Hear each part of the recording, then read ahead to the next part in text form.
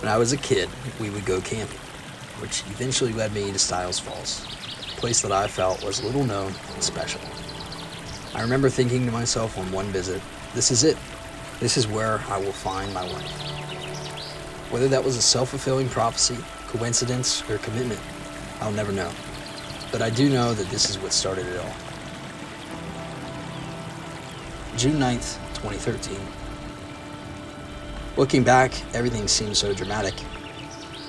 I gathered the courage to ask Ainsley if she wanted to be my girlfriend, which to most is a passing thought, but my entire life I lived by the ethos of finding only one person that I would eventually marry. This meant everything to me. Finally, I was able to enact my childhood plan. I'd take my favorite person to the top of a waterfall, ask them to be more than friends. We arranged to meet up at my high school, where I would drive for the rest of the way, an hour plus into the middle of nowhere. I went to the rose bush at my house, picked a rose, and set the plan in place. Upon the approach of the trailhead, there are many signs that indicate there is a waterfall. I wanted that to be a surprise, so I covered her eyes every time they could be seen and let her past. We made our way up the trail, crossing the creeks, finally to arrive at the top. Against her best judgment, she followed me to the top of the waterfall, where we would sit and overlook the falls.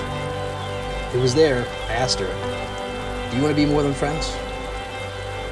To which she didn't respond at first, but finally said, "Yes."